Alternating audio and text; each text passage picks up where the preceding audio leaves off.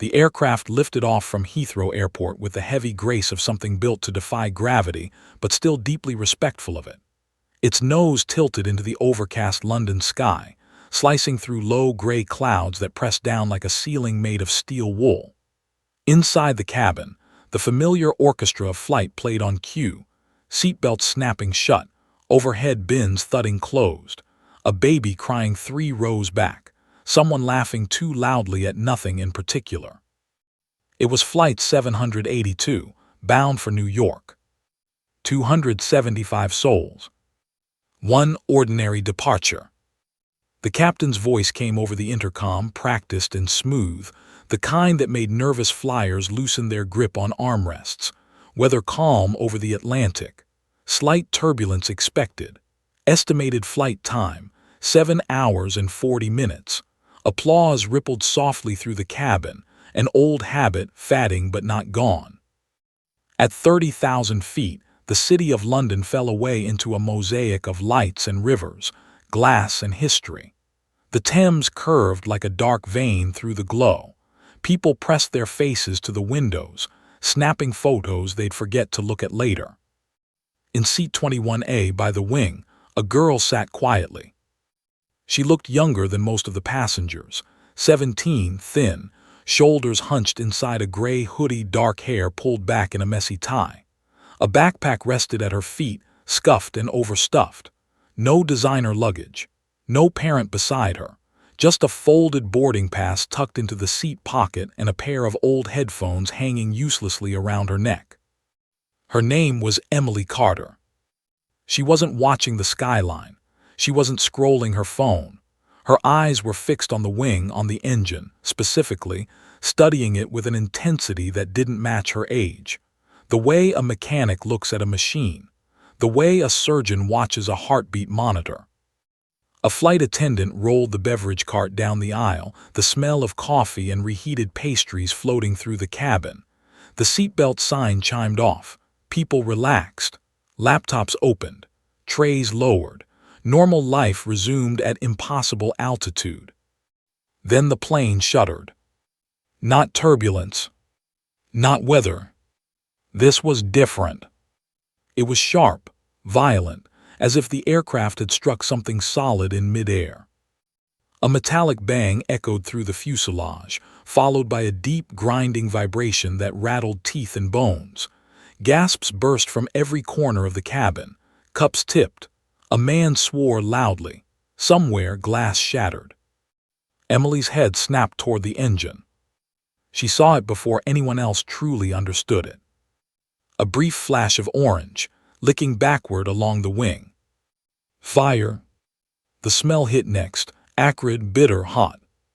Burning metal. Within seconds, the calm illusion collapsed. Overhead panels burst open and oxygen masks dropped, swinging wildly like pale yellow vines. A child screamed. Another passenger froze, staring at the mask in confusion until someone yanked it down for him. The plane vibrated harder now, the steady hum of flight replaced by a terrifying, uneven roar. The captain's voice came back on, but this time it wasn't smooth. Ladies and gentlemen, we are experiencing a minor technical. A shrill alarm shrieked over him, loud enough to bleed through the cockpit door. The intercom cut out mid-sentence. The aircraft lurched again, dipping just enough for stomachs to rise into throats. People screamed openly now. A woman began praying. Someone shouted for help as if help could hear them through the clouds.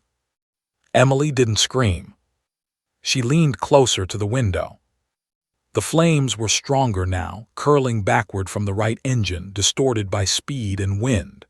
She watched the way the fire pulsed, how it flared and then pulled inward again, fighting something unseen. She listened, not to the panic, but to the sound of the engine itself. Her jaw tightened. "That's not good," she whispered to no one. The cabin crew moved fast, training taking over, but fear was written on their faces. One attendant stumbled as the plane jolted again. Another grabbed a phone near the galley, speaking urgently to the cockpit, her voice shaking. Up front, behind a reinforced door, Things were going very wrong. Warning lights flooded the cockpit in angry red and amber. The right engine's temperature spiked beyond safe limits, numbers climbing faster than the pilot could process. Smoke began seeping in, thin at first, then thicker, stinging eyes and throats. The co-pilot coughed violently, blinking through tears. The captain fought the controls, hands white-knuckled. "Shut it down," the captain ordered. "I'm trying," the co-pilot replied, voice cracking. But systems weren't responding the way they should. Back in the cabin, the plane began a slow descent, subtle enough that most passengers didn't notice at first. But Emily did. She felt it in her inner ear, in the pressure behind her eyes. She glanced at the wing again, then up at the ceiling, counting silently. Seconds, intervals, patterns. Her breathing stayed steady, even as chaos swallowed the cabin around her. A man across the aisle vomited into a paper bag. A woman clutched her husband's arm so tightly her knuckles turned white. The baby's cries turned hoarse and desperate. Emily's fingers curled into fists. She had heard this sound before. Not exactly, but close enough. The uneven whine. The off-rhythm vibration. The way the fire behaved when fuel flow became unstable. It dragged something out of her memory, late nights in a dark room lit only by screens. A man's voice explaining, rewinding, pausing. Simulators, checklists, failures dissected frame by frame. She swallowed hard. "This is escalating," she murmured. Another violent jolt rocked the plane, stronger than the others. The right engine coughed, sputtered, then flared again, flames briefly bright enough to light the entire wing like a torch. Screams reached a new pitch. A flight attendant dropped to her knees in the aisle, bracing herself against a seat. Her eyes scanned the cabin, searching for something, anything solid to hold onto. Emily unbuckled her seatbelt. The woman next to her grabbed her arm in panic. "Don't get up," she cried. "Sit down." Emily gently pulled free. "I need to see something," she said, her voice calm but firm.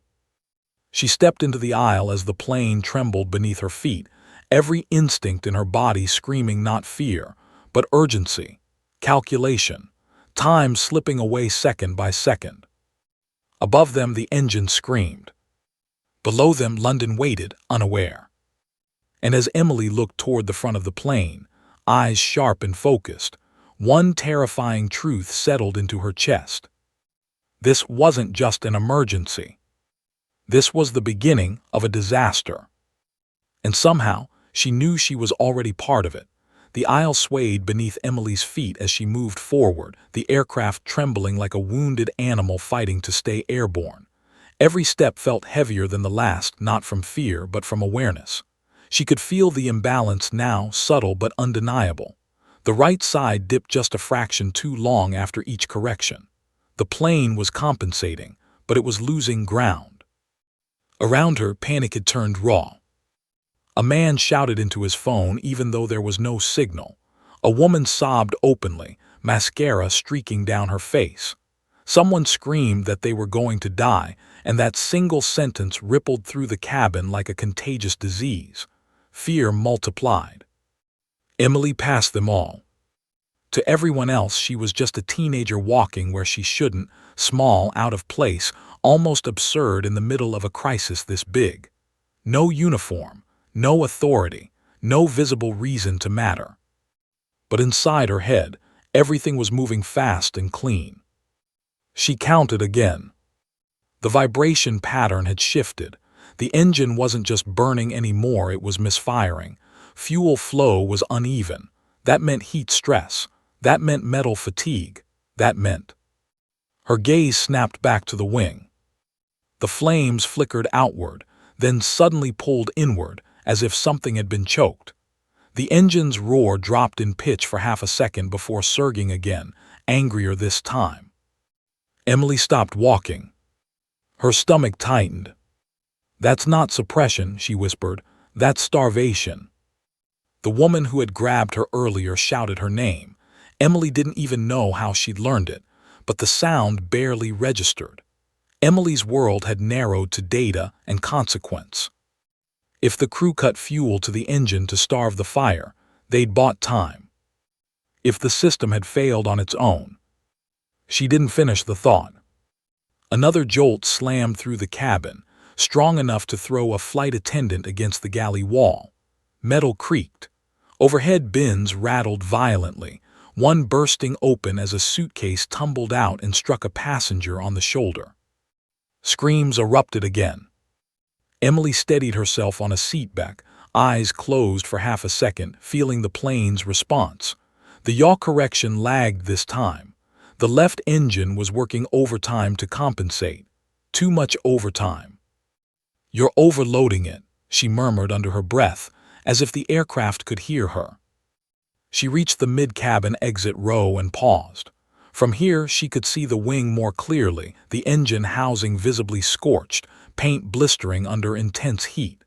Smoke trailed behind them now, not thick, but constant. Continuous smoke was worse than bursts. It meant something inside was burning steadily. A flight attendant rushed past her, nearly colliding. "Please sit down," the woman shouted, fear cracking through her professionalism. "Everyone must remain seated." Emily met her eyes.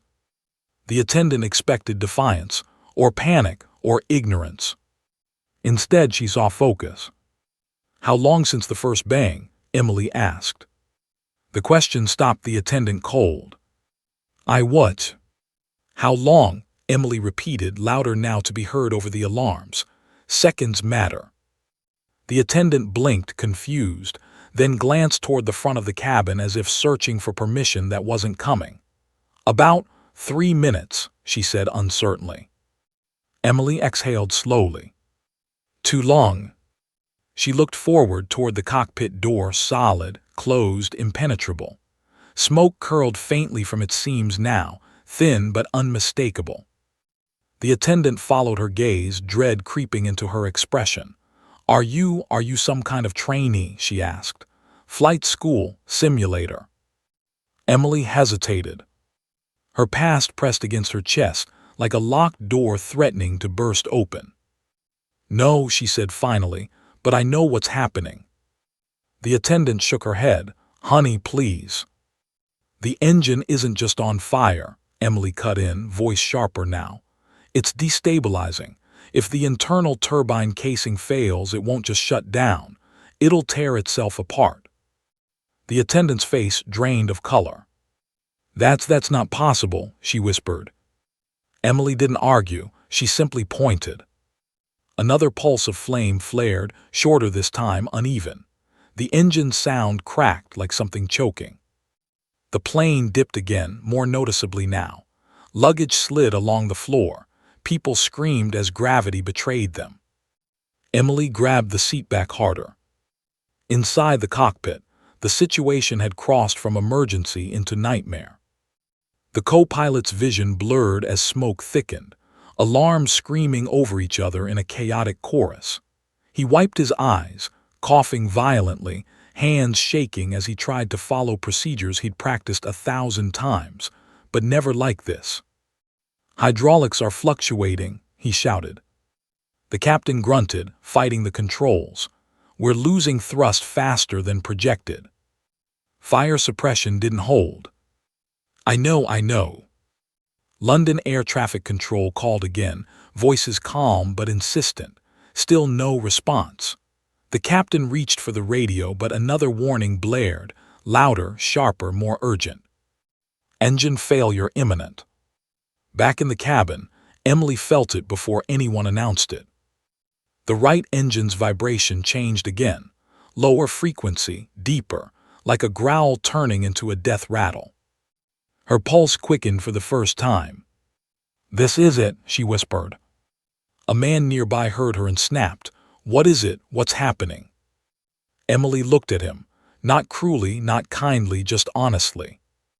"The engine is about to fail," she said. The man laughed hysterically. "They won't let that happen." Emily didn't respond. Because she knew something else. If the engine failed violently, if the turbine shattered, it could damage the wing. Fuel lines ran through that wing. Structural integrity mattered more now than altitude. And altitude was already bleeding away. The intercom crackled suddenly. A flight attendant's voice came through, trembling despite every attempt at control. "Ladies and gentlemen, please remain calm. We are experiencing a technical issue and are in contact with the cockpit." The words did nothing. The cabin erupted, shouting, crying, praying, pleading. A woman collapsed into the aisle.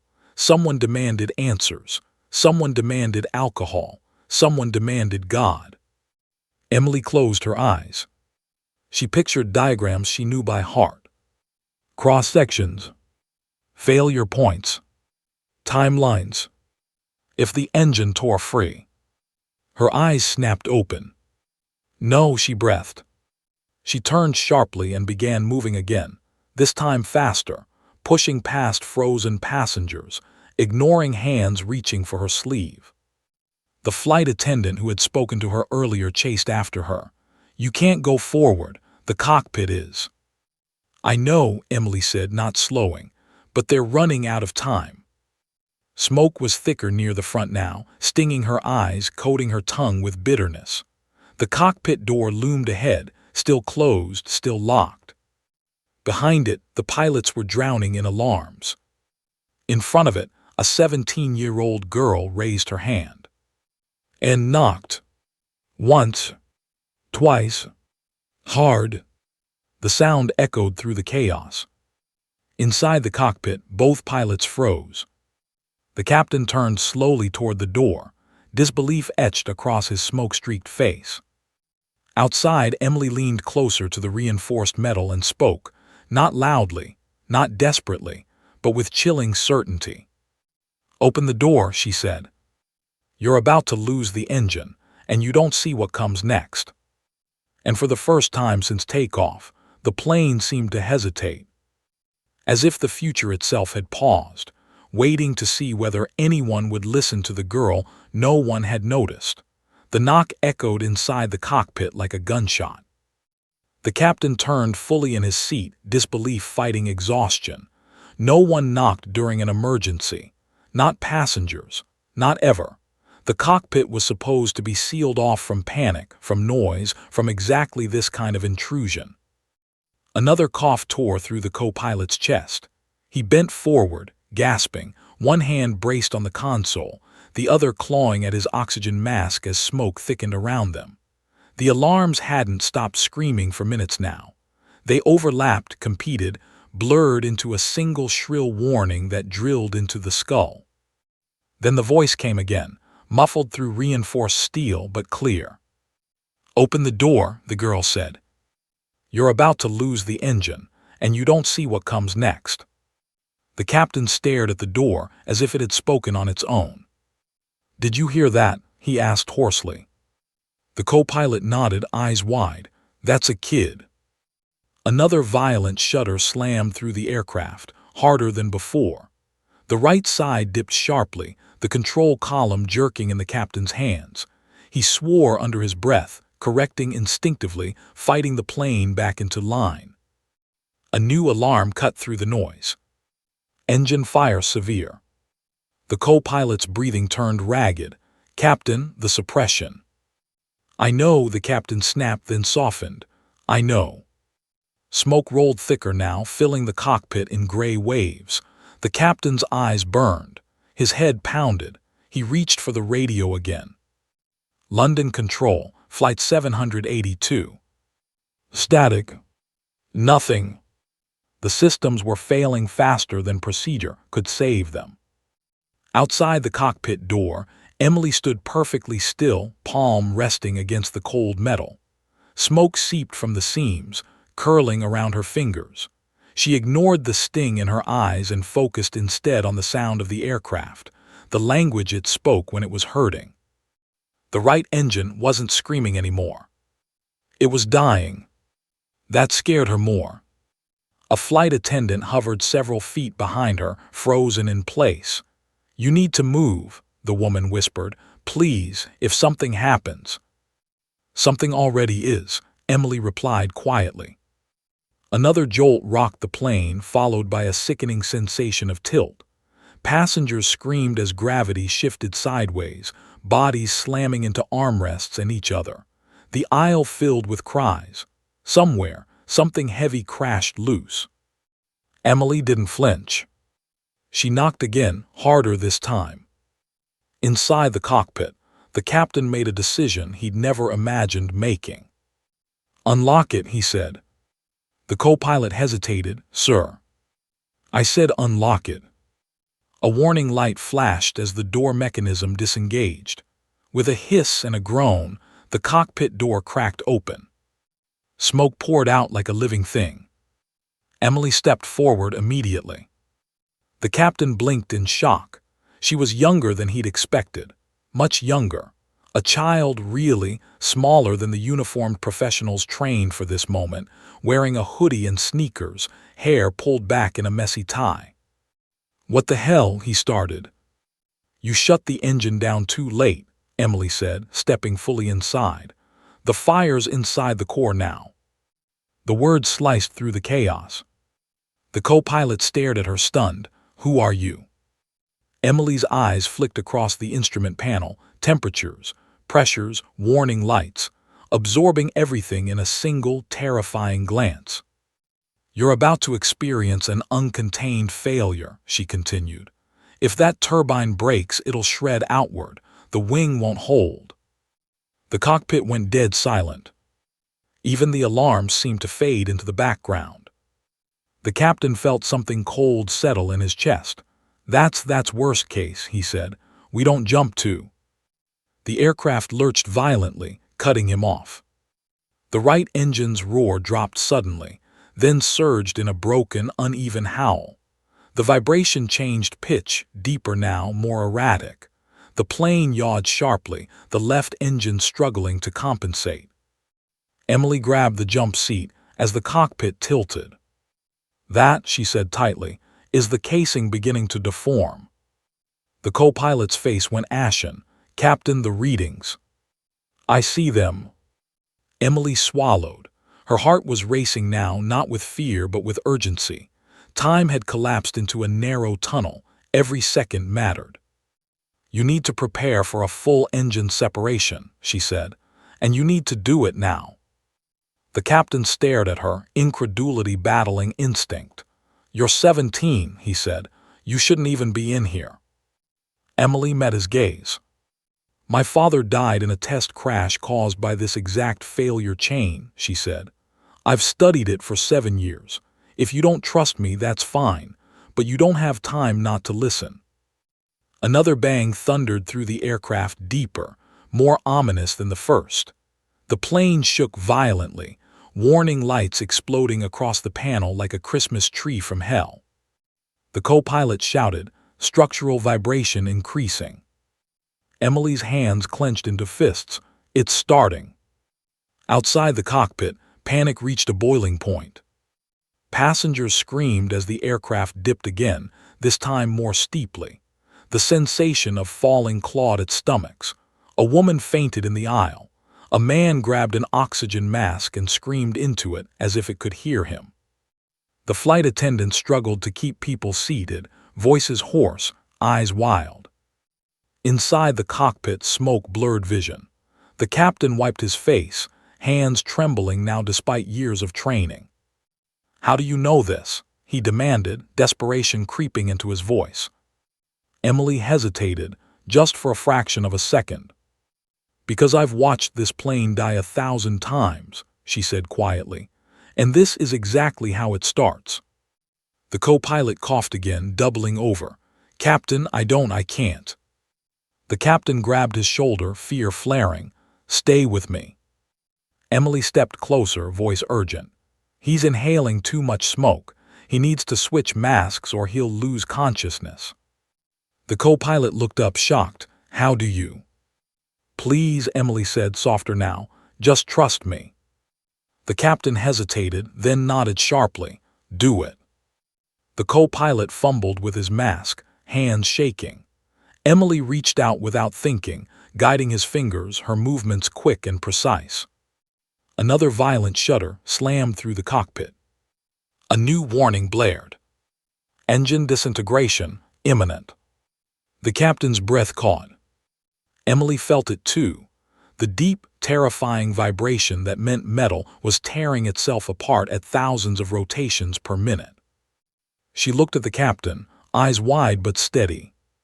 "When it goes," she said, "you'll have less than 10 seconds to stabilize the aircraft. If you overcorrect, you'll roll. If you undercorrect, the wing will fail."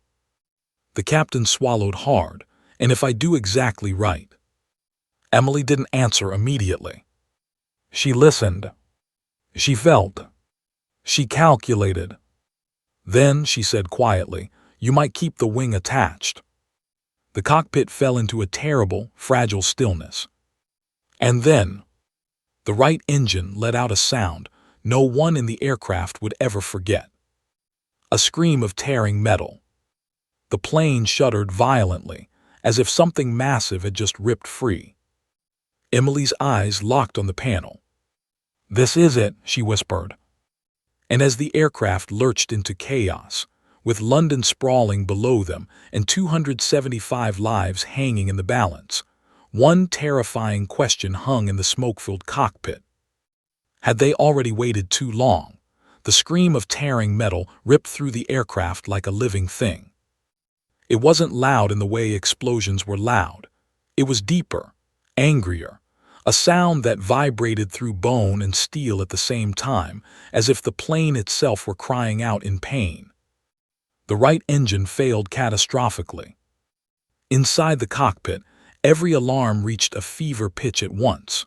Red lights strobed across the panel. The aircraft yawed violently to the right, the control column jerking so hard the captain nearly lost his grip. "Engine separation," the co-pilot shouted, his voice breaking mid-word. The plane rolled. Not sharply worse. Slowly. The kind of roll that gave gravity time to do damage. Emily was thrown sideways, slamming into the jump seat, breath knocked from her lungs. She tasted blood. The captain fought the controls, muscles screaming as he hauled the yoke back, feet dancing desperately on the rudder pedals. "Compensate, compensate," Emily shouted, her calm finally cracking into urgency. "I'm trying," the captain roared. The right side dropped again. Outside the cockpit, chaos exploded. Passengers screamed as the cabin tilted, bodies sliding in their seats, unsecured items becoming weapons. A service cart broke loose, slamming into rows of seats. Oxygen masks whipped violently, bumping against faces. The sense of falling was no longer imagined, it was real. Emily forced herself upright, ignoring the pain in her ribs. "Captain, don't chase the roll," she said fast. "You're overcorrecting." "I'm losing lateral control," he shouted. "Because the thrust asymmetry is gone," she replied. "The engine's gone. You're flying a different aircraft now." The words landed like a punch. The captain's eyes darted to the panel, then to the wing visible through the windshield. Where the right engine should have been, there was now a jagged, burning absence, twisted metal and torn mounting points, flames licking backward along the wing root. His stomach dropped. The co-pilot gagged, pulling his mask tighter. "Captain, the wing." "I see it." Emily leaned forward, bracing herself. "Fuel lines are still intact," she said quickly. "For now, but the heat stress is climbing. You need to reduce load on the wing." "How?" the captain snapped. "I've lost half my power." "By not fighting gravity," Emily shot back. "You glide." The cockpit went still for half a second. "You want me to glide a wide-body jet over London?"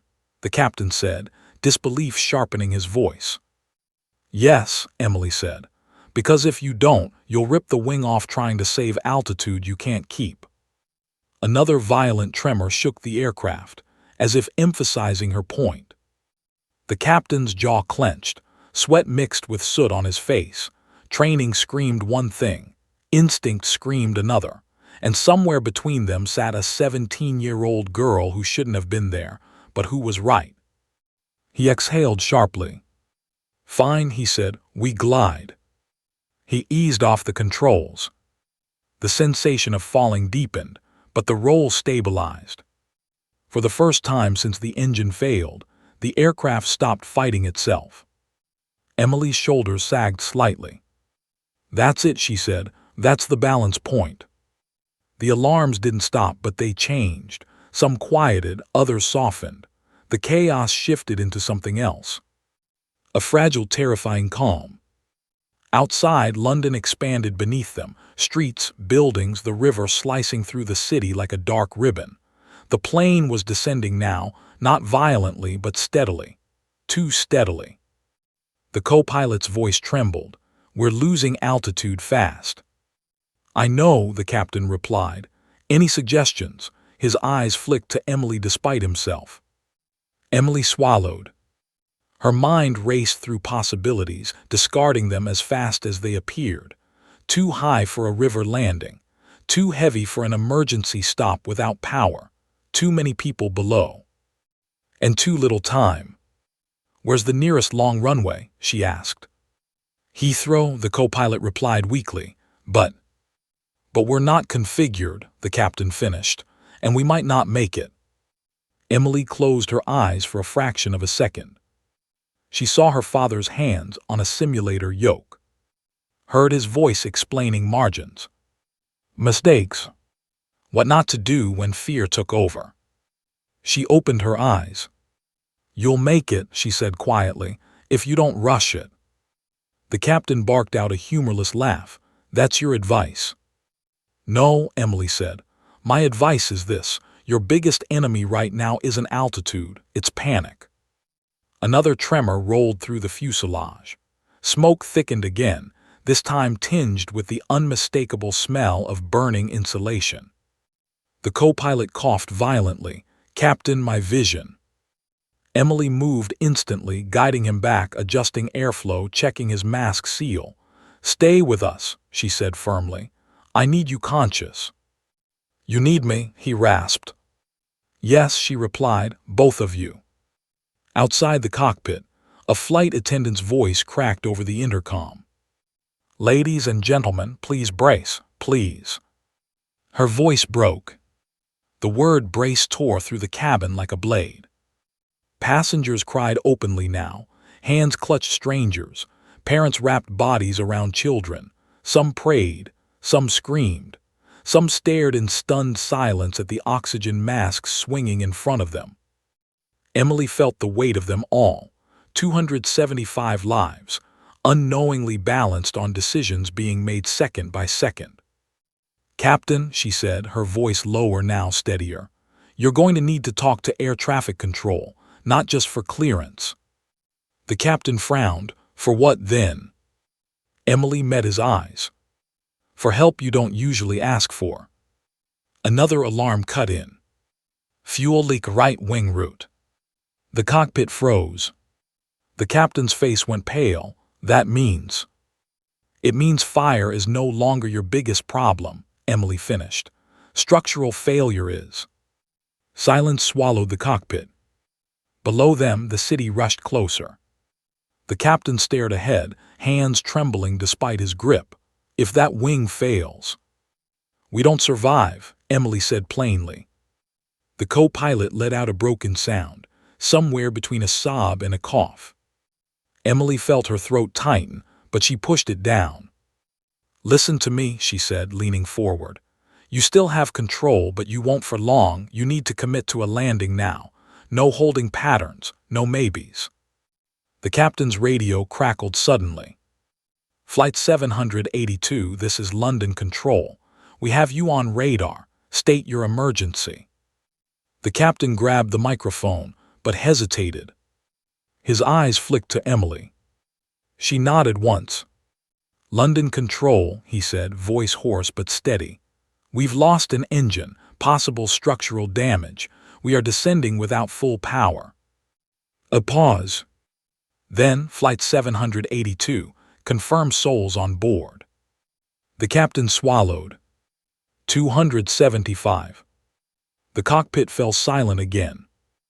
Emily stared at the altitude readout, numbers ticking down relentlessly. They were running out of sky. And for the first time since she knocked on the cockpit door, fear finally slipped through her control, not for herself, but for what came next. Because she knew something the pilots didn't yet. The hardest part wasn't surviving the failure. It was surviving the landing. And they were nowhere near ready for what that would demand. The cockpit felt smaller now. Not physically, but emotionally. Like the walls were inching inward with every foot of altitude they lost. The windows framed a widening view of London, rooftops and bridges sharpening into terrifying clarity. This was no longer an abstract emergency happening in the sky. This was a collision course with reality. The captain kept his hands on the controls, but his movements had slowed, not from hesitation, from fatigue. Smoke inhalation dulled reflexes.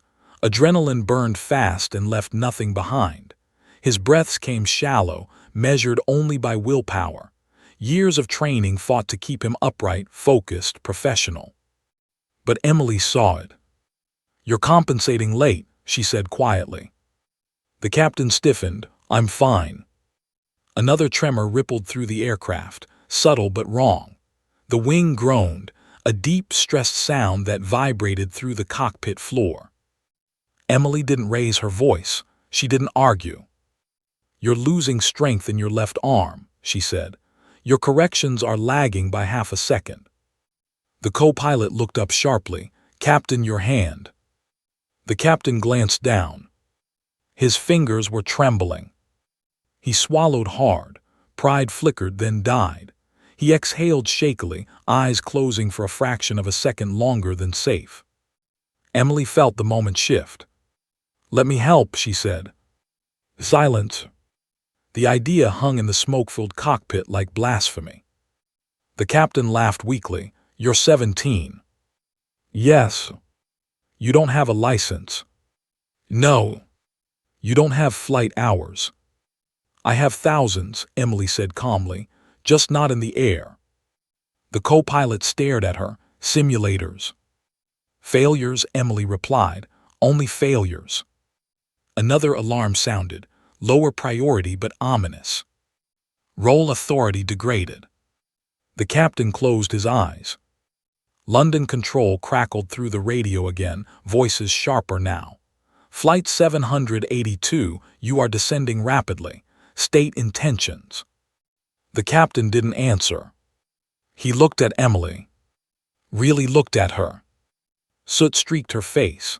Blood dried at the corner of her mouth from where she'd bitten it earlier. Her hoodie was smudged with grime. She looked exactly like what she was, a teenager. And yet her eyes were steady in a way his no longer were. "How?" he asked quietly. "How do you know all this?" Emily hesitated. Not because she didn't know the answer, but because once she said it, there would be no going back. "My father died because a crew hesitated," she said. "Because they followed procedure instead of physics. I promised myself I'd never hesitate." Another violent shudder shook the plane, sharper this time. The wing groaned again, louder. The co-pilot grabbed the console. "Captain, the fuel leak is worsening." The captain's decision snapped into place. "Emily," he said hoarsely, "sit." Her breath caught. "What?" the co-pilot exclaimed. "Sir." "She's right," the captain said, "and I'm fatting." Emily didn't move. "If you pass out," she said, "this plane dies." "I know." He loosened his grip on the controls. Emily stepped forward. Her legs felt strangely light, as if the floor wasn't quite real. She slid into the captain's seat, adjusting it quickly, too quickly for someone who'd never done this before. Her hands settled on the controls with instinctive precision. The cockpit seemed to react to her touch, not magically, but mechanically, responding to inputs that finally made sense. The captain slumped back, still conscious but spent. The co-pilot stared, torn between disbelief and desperate hope. Emily, the captain said, forcing clarity into his voice. Listen to me, this aircraft. I know its weight, she said. Its glide ratio, its failure envelope. She nudged the controls, gentle, deliberate. The aircraft steadied. Not perfectly, but enough. The co-pilot's eyes widened. We leveled. Emily nodded once, temporarily. London Control crackled again. Flight 782, we need confirmation. Who is flying the aircraft? The co-pilot swallowed hard, then leaned toward the microphone. This is, his voice faltered. He looked at Emily. This is Emily Carter. A pause. Say again. Emily leaned forward, voice calm, clear, unwavering. London Control, I am flying the aircraft. Silence exploded in her headset. Then chaos. What is her age? Who authorized? Confirm credentials immediately. Emily ignored it. Listen to me, she said. I need a long runway, fire crews staged, no crosswinds if you can help it. The controller's voice sharpened. You are a minor. Emily's jaw tightened. I am also your only chance. Another alarm cut in. Wing stress limit approaching. Emily's pulse spiked. Which runway? The captain asked weakly. Heathrow, she said, 27L. That's ambitious, the co-pilot whispered. It's survivable, Emily replied, if we don't break the wing first. Outside, the city grew larger, faster. Buildings resolved into streets. Cars became visible. Lives went on below, oblivious. Emily adjusted pitch again, careful not to overload the damaged wing. Sweat ran down her spine. Her hands remained steady only because she refused to let them shake. She remembered her father's voice. Don't fight the plane, convince it. Emily, the captain said softly, if this goes wrong. It will, she replied, but that doesn't mean we lose. The co-pilot looked at her, eyes shining. You sound so sure. Emily didn't look away from the windshield. I'm not, she said, I'm just committed. The aircraft descended through the cloud layer. The runway lights of Heathrow appeared in the distance, farther than Emily liked, much farther. She recalculated. They were heavy. Too heavy. Fuel still burned in the left wing. Landing overweight increased risk. Braking distance would be brutal. Fire crews or not, the margin was razor thin. Emily made a decision. Dump fuel, she said. The co-pilot stared, that close to the city. We don't have a choice. The captain nodded weakly. Do it. Fuel began streaming from the aircraft, vaporizing into the air behind them. Another tremor shook the wing. Emily clenched her teeth. Easy, she whispered, easy. London Control's voice returned, urgent now but controlled. Runway 27L is cleared. Emergency services standing by. Emily acknowledged with a nod she knew no one could see. They were lined up now. Barely. The aircraft was descending faster than ideal. The damaged wing protested every correction. The controls felt heavy, sluggish. The co-pilot whispered, We're coming in hot. I know, Emily said. The captain's breathing turned shallow. Emily, if you need to. I won't go around, she said firmly. There is no second try. The runway rushed toward them.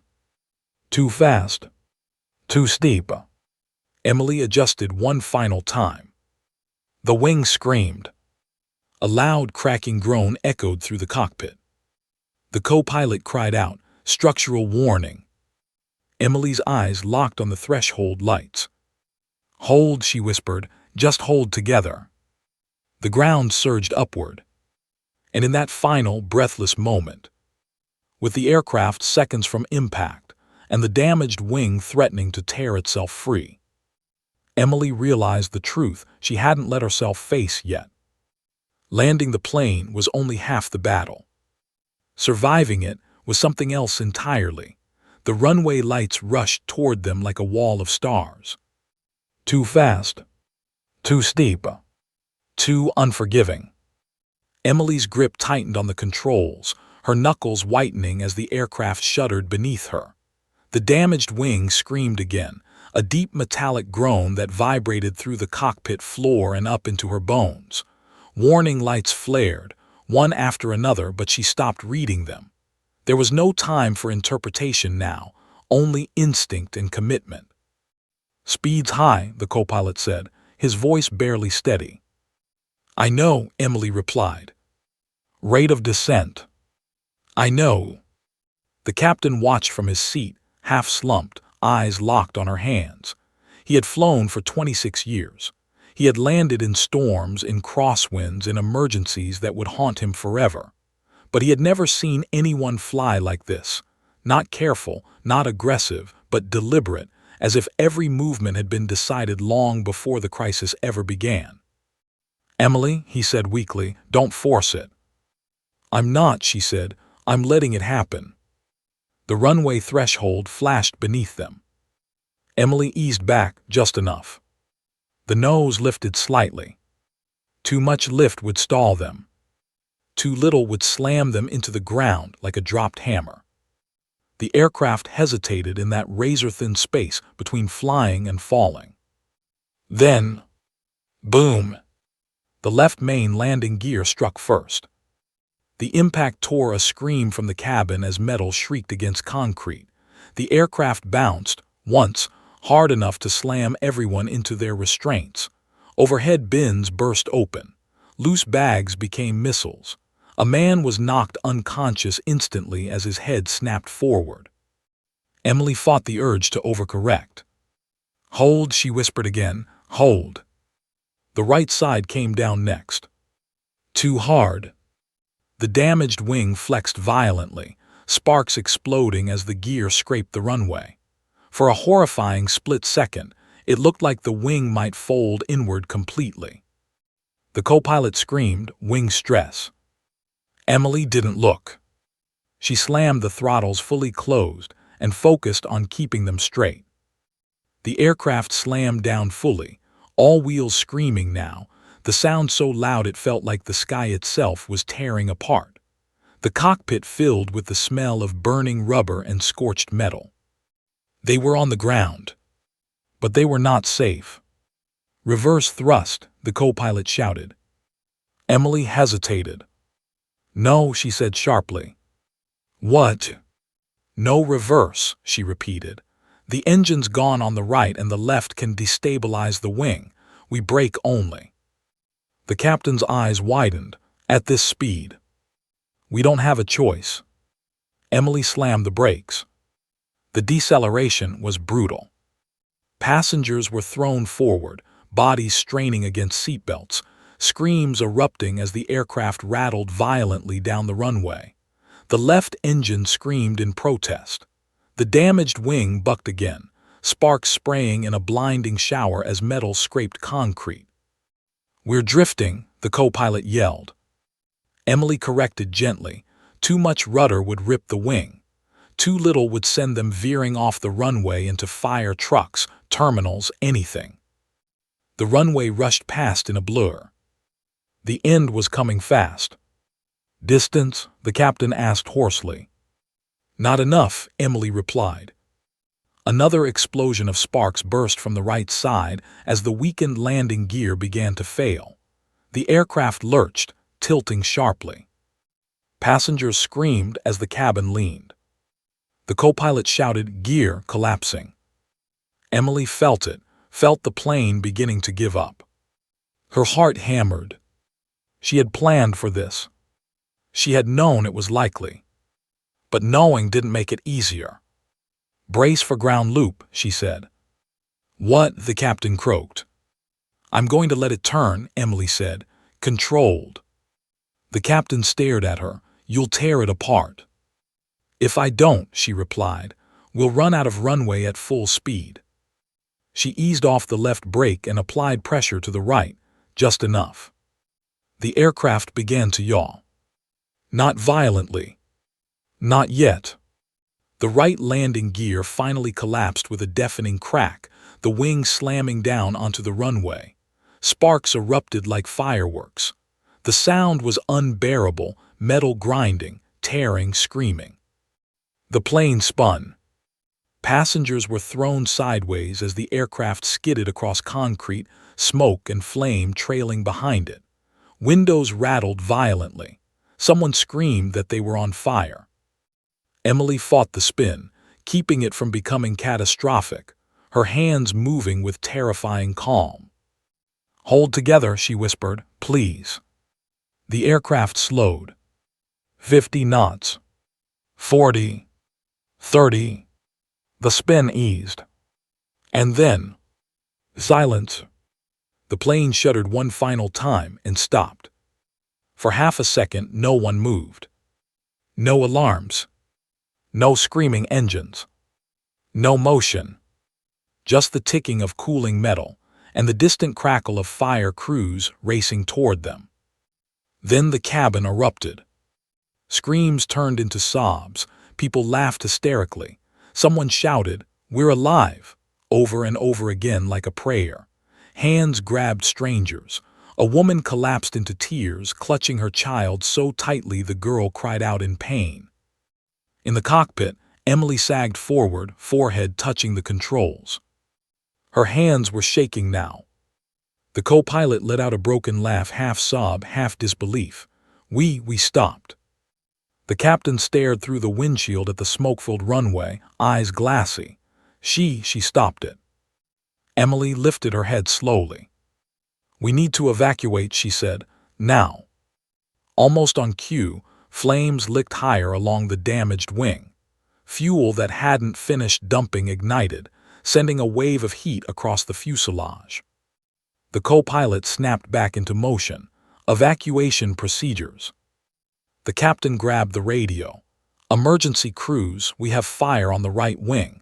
Begin evacuation immediately." The cabin doors burst open moments later as slides deployed. Flight attendants shouted commands through tears and smoke. "Leave everything, run, jump and slide." Passengers poured out onto the tarmac, some limping, some carrying children, some looking back at the burning aircraft in stunned disbelief. Emily stood up unsteadily. The captain reached out, grabbing her arm. His grip was weak but urgent. "Emily," he said, "don't go yet."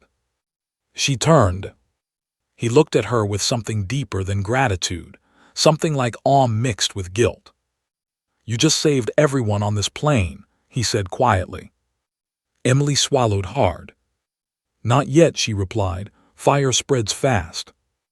Another explosion popped from the wing as flames surged higher. The co-pilot shouted, "We have to move." Emily nodded and headed for the cockpit door. As she stepped into the smoke-filled aisle, passengers stared at her, faces streaked with soot and tears, some recognizing her, some not, all alive because of decisions she had made in seconds no one else could. Outside, sirens screamed. Fire trucks surrounded the aircraft, blasting foam onto the flames. Emily reached the exit and paused, looking back one last time at the plane. It burned fiercely now, unforgiving, unstoppable. Her knees finally gave out as she slid down the evacuation slide and collapsed onto the cold tarmac below. Firefighters rushed toward her. One knelt beside her, shouting over the noise, "Are you hurt?" Emily shook her head slowly, still trying to breathe. Around her, 275 people stood or knelt or cried on the runway, alive. But as Emily looked back at the burning wreckage, one terrible thought pierced through the relief. The world was about to ask questions, and the answers would change her life forever. The fire burned like something alive. Foam smothered the runway in thick white waves as fire crews swarmed the aircraft, shouting into radios, dragging hoses, hammering back the flames that clawed at torn metal. The night sky over Heathrow pulsed red and blue, sirens echoing off terminals and hangars. Smoke rose in a dark column, visible for miles, an ugly scar against London's clouds. Emily lay on the tarmac, chest heaving, the world spinning slowly back into focus. Cold seeped through her clothes. The smell of jet fuel and burning rubber clung to her skin. Somewhere nearby, a woman screamed a name. Somewhere else, someone laughed uncontrollably. Life, in all its extremes, spilled out across the runway. A paramedic knelt beside Emily, hands gentle but efficient. "Stay with me," he said, checking her pupils. "Can you tell me your name?" "Emily," she managed. "Emily what?" "Carter." He paused, eyes flicking briefly toward the burning plane. "Were you a passenger?" "Yes." The word felt strange in her mouth. Another paramedic approached, urgency written on his face. "That's her," he said quietly. "The girl." The first paramedic frowned. "The girl." "The one from the cockpit." They both looked at her now, not with concern but with something heavier, something that carried weight. Emily pushed herself up on her elbows. Her legs shook, but they held. "I'm okay," she said. "There are people who need help more than me." The paramedic hesitated, then nodded. "All right, but don't go far." Emily stood. Around her, passengers were being guided away from the runway in small groups, wrapped in blankets, faces pale and stunned. Some cried into phones that finally had signal again. Others stared silently at the aircraft, as if afraid it might move. A man with a bleeding forehead caught Emily's eye. He looked at her for a long moment, then took a shaky step forward. "Was it you?" he asked. Emily didn't answer. Another woman approached, clutching a little boy to her chest. Tears streamed down her face as she stared at Emily, eyes wide with recognition and disbelief. "You were in the front," the woman whispered. "I saw you, you were so calm." Emily looked away. Behind her, the cockpit crew emerged down the evacuation slide, helped by firefighters. The co-pilot stumbled, coughing violently, supported by two medics. The captain followed more slowly, his uniform blackened, his face gray with exhaustion. He spotted Emily immediately. "Emily," he called. She turned. He crossed the tarmac with unsteady steps and stopped in front of her. For a moment, neither of them spoke. Words felt inadequate. Then, without ceremony, the captain reached out and pulled her into a tight embrace. She stiffened in surprise, then sagged into it, the weight of everything crashing down at once. For the first time since the fire started, her control shattered. Her hands shook. Her breathing hitched. "You saved us," he said into her hair, voice breaking. "All of us." Emily swallowed hard. "We saved them," she corrected quietly. He shook his head. "No," he said, "you did what I couldn't." Cameras appeared. At first, Emily didn't notice them. Phones raised by passengers, airport staff filming from behind barriers, a news crew already racing toward the scene as word spread like wildfire. A teenager. A burning plane. No fatalities. The story wrote itself. A police officer approached cautiously. "Miss Carter," he said, "we're going to need to ask you some questions." Emily nodded, "Of course." Before he could continue, another voice cut in. "Emily." She turned. A woman in a dark suit stepped forward, badge clipped at her waist, eyes sharp and assessing. Behind her stood two men and another woman, all wearing the same expression. "Aviation investigators." "I'm Laura Mitchell," the woman said. "Air Accidents Investigation Branch. We need to understand what happened in that cockpit." Emily felt a familiar tightening in her chest. This was the part she'd always dreaded. "I'll answer whatever you need," Emily said. Laura studied her for a long moment. "How old are you?" 17. A murmur rippled through the group. Laura nodded slowly. "Then this conversation is going to be complicated." They moved to a quieter area, away from cameras and noise. Emily wrapped her arms around herself as the adrenaline faded, replaced by a deep, bone-heavy exhaustion. "Who authorized you to take control of the aircraft?" Laura asked gently. No one, Emily replied. There wasn't time. The investigator's pen paused. Do you understand that flying an aircraft without certification is a serious offense? Yes. Do you understand that, under different circumstances, this could be considered? I understand, Emily said quietly, but those weren't different circumstances. Laura leaned back, studying her again. Why were you able to do it? Emily hesitated. Her father's face rose unbidden in her mind, his smile, his hands, his voice in the darkened simulator room. The night he never came home. My dad was a test pilot, she said finally. I grew up in simulators. I studied accidents, especially his. The investigator's expression softened just slightly. Did you believe you could land the aircraft? Laura asked. Emily shook her head. No. Then why did you try? Emily met her eyes. Because if no one tried, everyone died. Silence settled between them. Nearby, passengers were being loaded onto buses. Ambulances came and went. Fire crews continued to battle the stubborn blaze. In the distance, helicopters hovered, lights sweeping across the runway. The city was watching now. London had held its breath and survived. But as Emily sat under the harsh lights of the tarmac, answering questions that would echo through courtrooms, newsrooms, and boardrooms alike, another reality settled in. Surviving the crash was only the beginning. Because soon, the world would decide what to do with the girl who broke every rule to save 275 lives. And not everyone would call her a hero.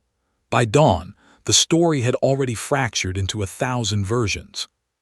Some called it a miracle. Others called it reckless luck. A few called it impossible. Emily Carter sat alone in a quiet room beneath Heathrow, wrapped in a gray blanket that smelled faintly of disinfectant. The walls were bare. The light overhead hummed softly. A paper cup of water sat untouched on the table in front of her. She hadn't slept. Every time she closed her eyes, she felt the jolt of the wheels again, heard the scream of tearing metal, saw the runway rushing toward her too fast, too steep, too final. The door opened. Laura Mitchell stepped inside, carrying a thin folder.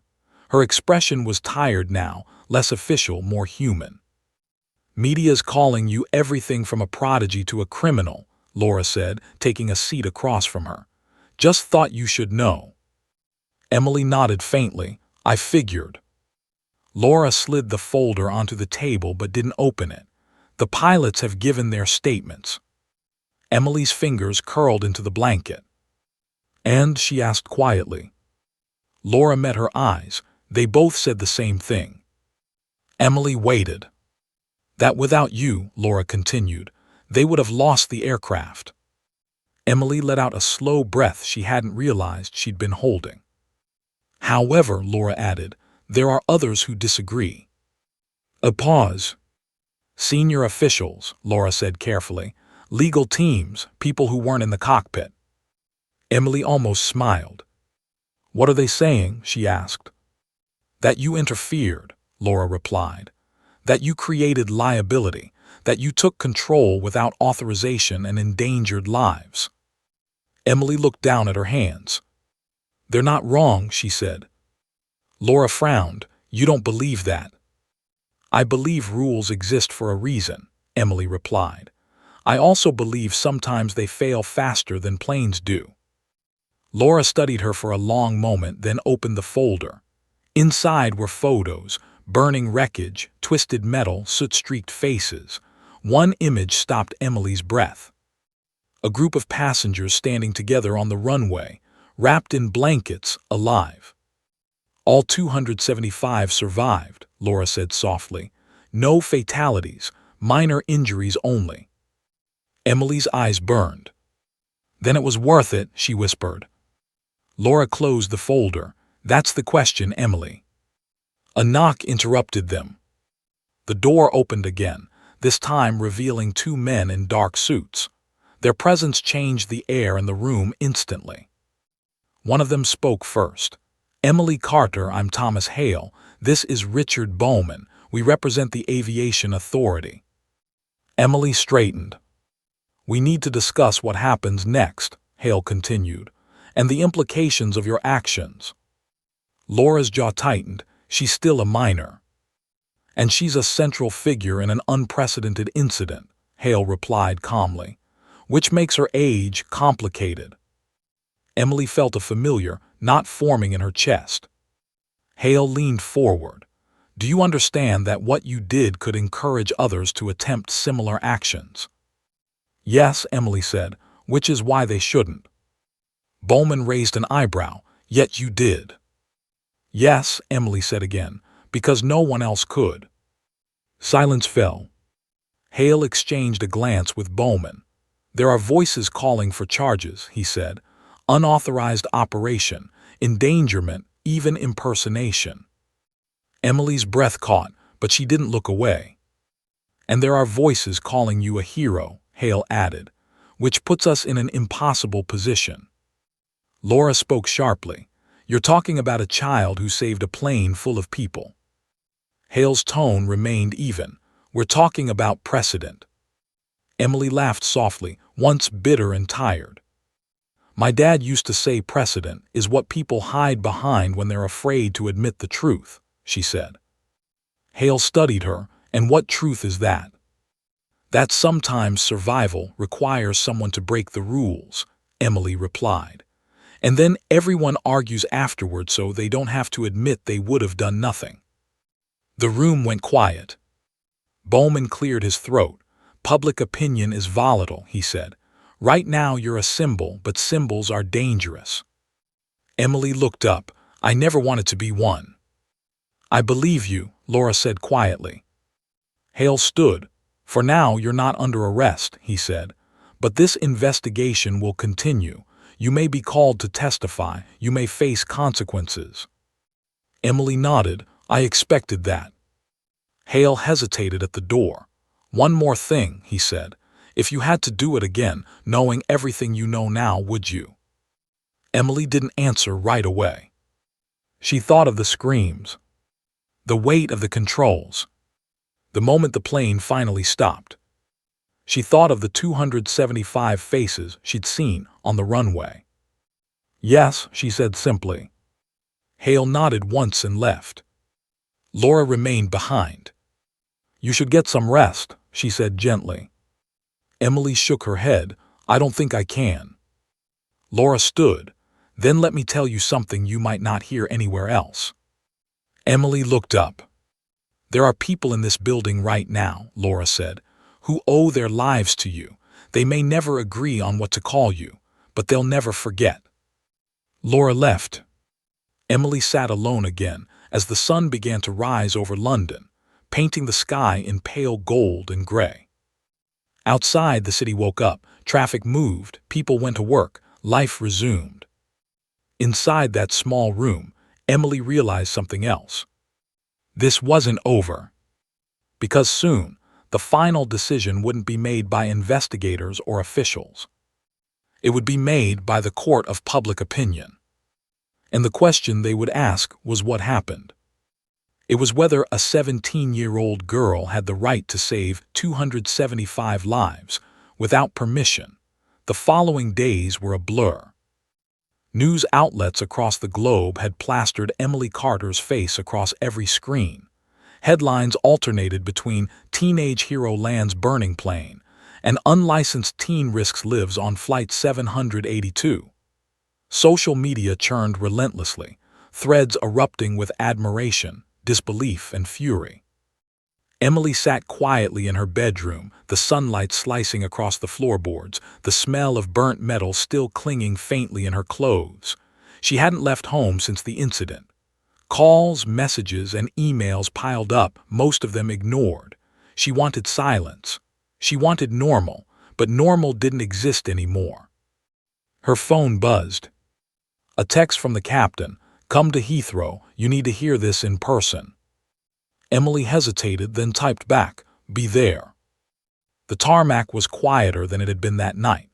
Emergency crews had cleaned, and the wreckage of Flight 782 was now a monument of charred steel and twisted wings.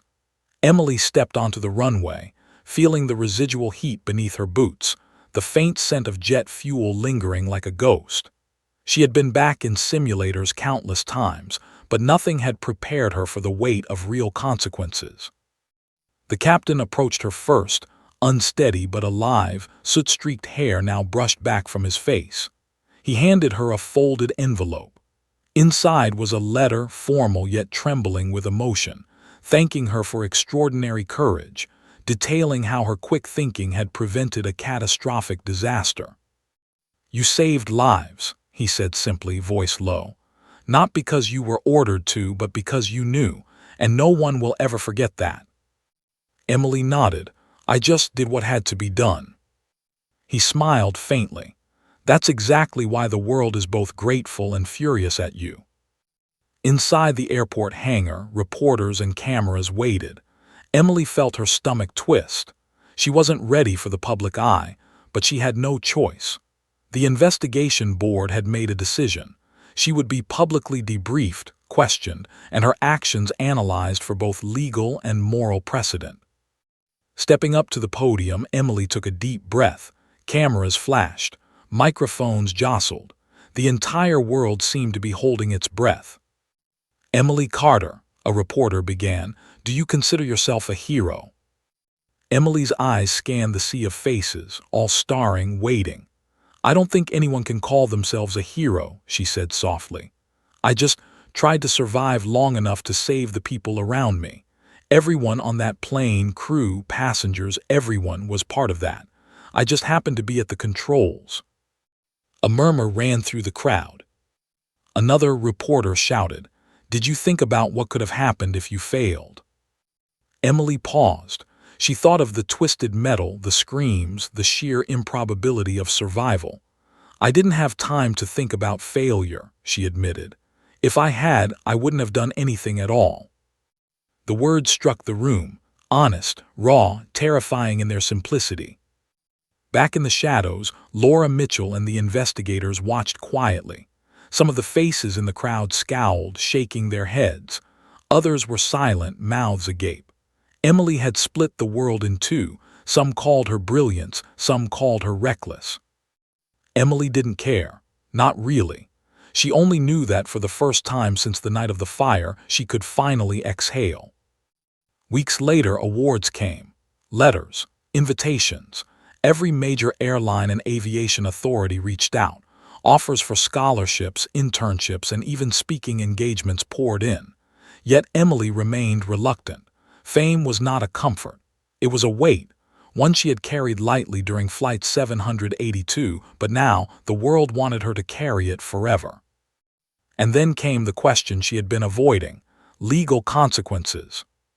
Courtrooms, depositions, endless questioning. Legal experts dissected every movement, every decision, every split-second judgment.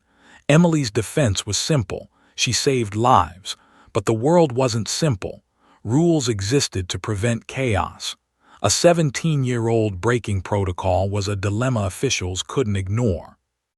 Yet as testimony unfolded, as pilots, passengers, and crew spoke, one truth crystallized.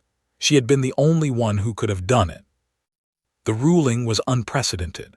No precedent existed for someone so young saving hundreds of lives in direct contravention of aviation law. She was cleared of criminal liability, but the ruling was clear. She would always be remembered, but she had also reminded the world that sometimes rules fail when courage doesn't. Years later, Emily walked onto a new runway, not as a frightened teenager, but as a fully licensed pilot starring at a sleek commercial jet. The sky above London stretched endlessly. Memories of that night, the screaming engines, the twisted metal, the passengers' terrified faces, haunted her still. But they also propelled her forward. She climbed into the cockpit, fingers brushing controls with familiarity and reverence. She ran through pre-flight checks methodically, with the discipline she had learned under the worst pressure imaginable. As the engines roared to life, she remembered the words she had whispered during that first landing: "Hold together. just hold together. Now she knew. It wasn't just the plane that had to hold together. It was her training, her instincts, her resolve.